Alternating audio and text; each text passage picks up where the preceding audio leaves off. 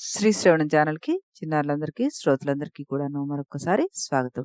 ఈరోజు మనం చెప్పుకోబోయే మహర్షి పేరు బృహస్పతి. అంగీరస మహర్షి భార్య పేరు శ్రద్ధ.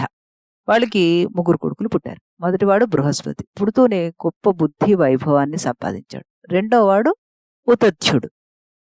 ఇతడు కూడా గొప్ప ఋషి. తీర్థయాత్రలంటే ఇష్టం కలవాడు. మూడోవాడు సంవర్తనుడు. గొప్ప యోగీశ్వరుడు, జ్ఞాన సంపన్నుడు. విష్ణుమూర్తి ఆదేశించిన ప్రకారము సప్త మహర్షులు వచ్చి అన్ని ధర్మశాస్త్రాలు రహస్యాలు ఈ బృహస్పతికి చెప్పి వెళ్ళిపోయారు. అందుకే బృహస్పతి బుద్ధిమంతులందరికంటే కూడాను బుద్ధిమంతుడయ్యాడు. మనం ఎంత శక్తి ప్రజ్ఞ ఉన్నా కూడాను చక్కటి గురువు ఒకడు ఉంటేనే కాని రాణించం అనుకున్నారు దేవతలు. గురువుగా ఎవరుంటే బాగుంటుందా అని ఆలోచించుకుంటున్నారు దేవతలు. చివరికి అందరూ కలిసి బృహస్పతిని గురువుగా పెట్టుకోవాలని అనుకుని బృహస్పతి దగ్గరికి వెళ్ళారు. నాకంటే గొప్పవాడు శుక్రాచార్యుడు ఉన్నాడు, నా సోదరుడు సంవర్తనుడు ఉన్నాడు, ఇంకా ఎంతో మంది పెద్దలుండగా నన్ను అడుగుతున్నారు, నేనందుకు అర్హుణ్ణి అవునో కాదో ఆలోచించండి అన్నట్ట బృహస్పతి. దేవతలందరూ ఏకకంఠంతోటి గురు పదవి తీసుకుని మా సామ్రాజ్య సింహాసనానికి ఎక్కే అర్హత నీకంటే ఇంకెవరికీ లేదని మీ దగ్గరకు వచ్చాము, మీరింకా ఆలోచించొద్దు అంటూ ప్రార్థించారు. బృహస్పతి మహాప్రసాదంగా తీసుకుని మీరు చెప్పినట్లుగానే అంగీకరిస్తాను అన్నాడు. దేవతలు దిక్పాలకులు రెండు వైపులా కొలుస్తూ ఉండగా, అప్సరసలు నాట్యం చేస్తూ ఉండగా, ఐరావతం మీద ఇంద్రుడికి ముందు కూర్చోబెట్టుకుని బృందారకులు మందారాలు వర్షంగా కురిపిస్తూ ఉంటే దేవనగరికి తీసుకువెళ్లి గిరుసింహాసనం మీద కూర్చోబెట్టి పట్టాభిషేకం చేసి ఒక్కొక్కళ్ళే అతని పాదాలకి నమస్కారం చేశారు. ఈ విధంగా బృహస్పతి దేవతలకి గురువైపోయాడు. బృహస్పతి కూడా తనకి దేవతలిచ్చిన గౌరవానికి తగినట్లుగా వాళ్ళ కంటికి రెప్పలా కాపాడుతున్నాడు. భృగువంశవాడైన శుక్రాచార్యుడు తానే అందరిలోకి గొప్పవాడని, బుద్ధివంతుడని అనుకుని దేవతలు తప్పకుండా గురు పదవి తనకే ఇస్తారని ఎదురుచూస్తూ ఆ పదవి బృహస్పతికి ఇచ్చారని విని అసూయపడ్డట. దేవతలు గురువుని పెట్టుకున్నారు. మనం కూడా ఒక గురువును సంపాదించాలని ఆలోచించి రాక్షసులు శుక్రుడి దగ్గరికి వచ్చి తమకి గురువుగా ఉండవని ప్రార్థించారు.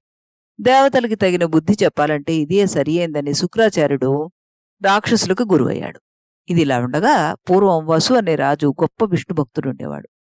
అతడు రాజ్యాన్ని వదిలేసి తపస్సు చేసుకోవడం చూసిన ఇంద్రుడు అతడి దగ్గరికి వెళ్ళి, నాతో స్నేహంగా ఉండు, నీకు విమానం ఇస్తాను, నా దగ్గర ఎప్పుడు కావాలంటే అప్పుడు రావచ్చు, రాజ్యం మాత్రం వదలవద్దని చెప్పాడు. ఇంద్రుడికి స్నేహితుడై రెండు లోకాలను తిరుగుతూ ఉన్నాడు ఈ వసు మహారాజు. ఇతనికే ఉపరిచర వసు అని కూడా పేరొచ్చింది. ఈ ఉపరిచర వసువు బృహస్పతికి శిష్యుడై ధర్మశాస్త్రాలన్నీ నేర్చుకుని ధర్మ పరిపాలన చేశాడు చాలా కాలం. గురువుగారి అనుమతి తీసుకుని అశ్వమేధ యాగం కూడా చేశాడు. విష్ణుమూర్తి వసువుకి కనిపించి యాగభాగం తీసుకుని వెళ్ళిపోయాడు. తనకు కనిపించలేదని బృహస్పతి బాధపడ్డాడు. శిష్యుడి అదృష్టానికి సంతోషించి యాగం పూర్తి చేయించాడు. బృహస్పతిని అడిగి సర్వధర్మాలు నేర్చుకున్నాడు ఇంద్రుడు. ఎలా ఉంటే జయలక్ష్మి తనని వదిలి వెళ్లకుండా ఉంటుందో చెప్పమని అతన్ని అడిగాడు ఇంద్రుడు. వసుమరుడనే రాజు బృహస్పతిని అడిగి రాజధర్మాలన్నీ కూడా తెలుసుకున్నాడు. రాజుకి ప్రజలే శరీరమని, ప్రజలకు రాజే ఆత్మ అని, రాజు లేకపోతే ఏమీ లేదు అన్న ఆయనకి స్పష్టీకరించాడు బృహస్పతి. రక్షించడంలోనూ అర్చించడంలోనూ రాజు ప్రజలు ఇద్దరూ ఒకళ్ళకొకడు సహకరించుకుంటేనే ఆ రాజ్యం బాగా శోభిస్తుంది అని, అలా చేయకపోతే ఆ రాజ్యం శోకిస్తుంది అంటూ కూడాను బృహస్పతి ఆయనకి చెప్పారట. తర్వాత మాంధాత బృహస్పతిని అడిగి గోదాన ఫలితాన్ని గురించి తెలుసుకొని గోదానం ఎలా చేయాలో చెప్పమన్నట్ట. ఓ మంచి రోజు ఉపవాసం చేసి ఆవులున్న ప్రదేశానికి వెళ్ళి ఒక రాత్రి పగలు అక్కడ ఉండి మర్నాడు ఉదయాన్నే ఆవును పేరు పెట్టి పిలిచి, తల్లి గోవు, వృషము తండ్రి, గర్భప్రదేశము స్వర్గము, ధరణి సంప్రతిష్ఠ అని పలికి తన పాపాలన్నీ పోయేట్లు బ్రాహ్మణుని చేతిలో నీళ్లు విడిచి గోదానం చెయ్యాలి. కోపం లేడివాడు మాత్రమే ఈ దానానికి అర్హుడంటూ చెప్పాడు బృహస్పతి. ఆశ్వయుజమాస బహుళాష్టమి మొదలు 3 రోజులు ఉపవాసం చేసి పశువుల శాల నుండి గోమూత్రము గోమయము తీసుకుంటే అనుకున్నవన్నీ నెరవేరుతాయంటూ చెప్పాడు బృహస్పతి మాంధాతకి. ఈయన చెప్పినట్టుగా అన్నీ చేసిన ఆయన తర్వాత మోక్షాన్ని కూడా పొందారనమాట. ఓనాడు మనువు బృహస్పతిని జ్ఞానయోగం గురించి తెలియచెప్పమన్నాడు. మంచి పనులు చేయడం, నిష్టగా ఉండడమే జ్ఞానయోగం అనిపించుకుంటుంది అంటూ ఆయనకి చెప్పాట. చెప్పడమే కాకుండా అమావాస్య నాడు చంద్రుడు కనిపించకపోతే చంద్రుడు లేనట్టేనా? కాదు గదా! అలాగే మనసుకు పట్టుబడనంత మాత్రాన భగవంతుడు లేనట్టు కాదు. తేరిన నీటిలో ప్రతిబింబం ఎలా కనిపిస్తుందో మనస్సు ప్రశాంతంగా ఉన్నప్పుడే మనం భగవంతుణ్ణి చూడగలము. ఇలా అనేక విధాలుగా జ్ఞానయోగం గురించి ఆ బృహస్పతి మహర్షి చెప్పాడు. ఇంద్రాదులకు గాని దేవతలకు గాని కష్టనష్టాలు కలిగినప్పుడు బృహస్పతిని సలహా అడుగుతుండేవాళ్ళు వాళ్ళు. బృహస్పతి వాళ్ళ కోసం ఎవరిని ప్రార్థించాలో వాళ్ళని ప్రార్థించి బాధలు తీరుస్తూ ఉండేవాడు. వింధ్యాపర్వతం బాగా పెరిగిపోయి లోకాన్ని తారుమారు చేసి ఉపద్రవం కలిగిస్తూ ఉంటే బృహస్పతి దేవతలందరినీ తీసుకుని బ్రహ్మ దగ్గరికి వెళ్ళాడు. బ్రహ్మ అగస్త్యుడిని ప్రార్థించమన్నాడు. అందరూ కలిసి అగస్త్యుడి దగ్గరికి వెళ్ళారు. అగస్త్యుడు వచ్చిన పని చెప్పమని అడిగినప్పుడు బృహస్పతి, ఋషివర్య, నీ అందలి బ్రహ్మ తేజస్సు లోపాముద్రాదేవి అందలి పతివ్రత తేజము కలిసి వింధ్యాపర్వతం వలన లోకానికి కలుగుతున్న బాధని పోగొట్టమని చక్కగా తనదైన వాచంలో అడిగట. అగస్త్యుడు వింధ్యాపర్వత గర్భాపహరణం చేసి లోకానికి మంచి చేశాడు. శుక్రాచార్యుడు రాక్షసుల్ని దేవతల నుంచి రక్షించడానికి కావలసిన మంత్రశక్తిని సంపాదించాలని ఈశ్వరుణ్ణి గురించి తపస్సు చేయడానికి వెళ్ళాడు.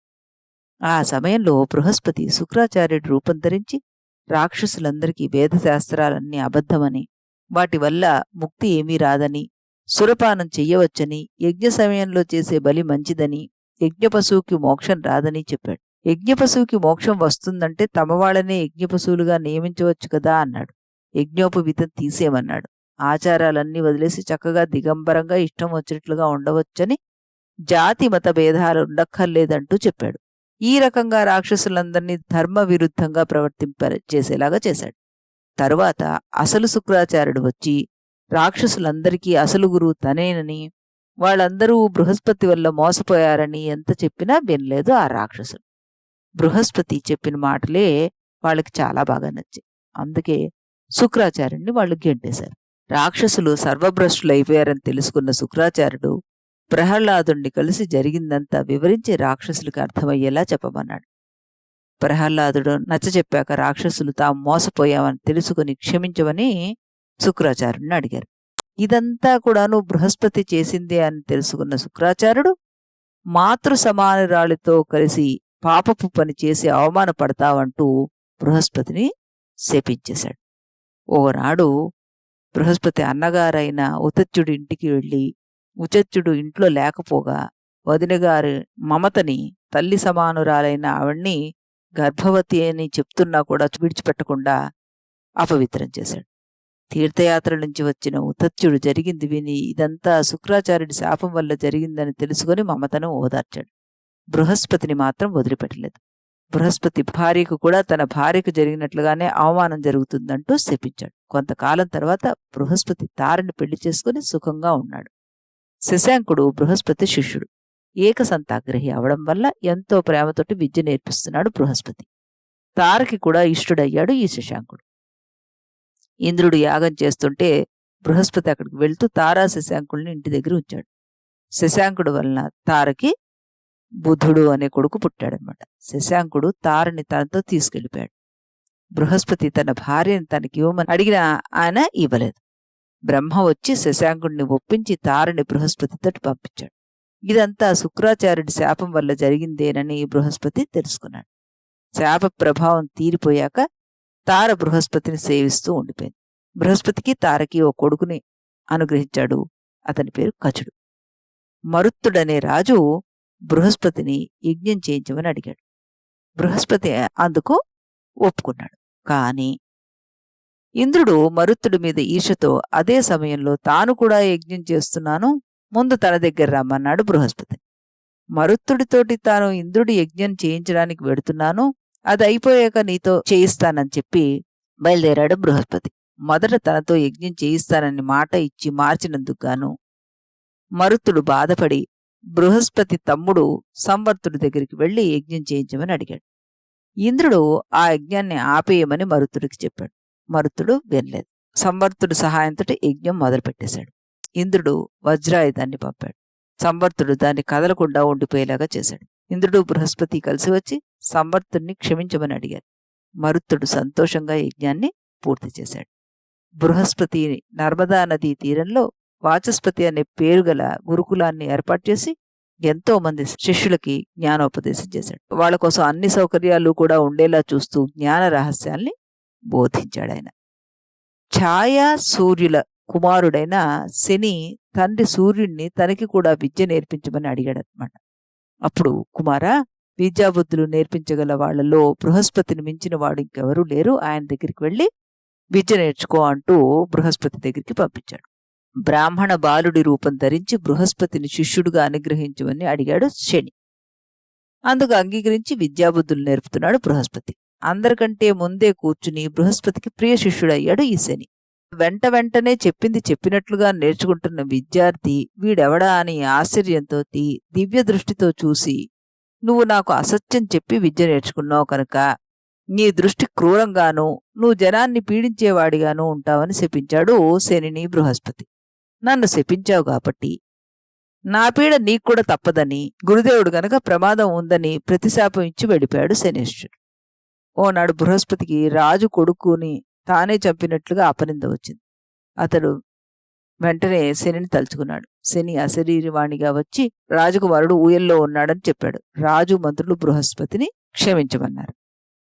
అంటే గురుదేవుడికి ప్రమాదం ఉండకుండా శాపం ఇచ్చాడు. శాపం అయితే ఇచ్చాడు కానీ అది గురుదేవుడికి ప్రమాదకరమైంది కాకుండా ఇచ్చాడు ఈ శని అన్నమాట.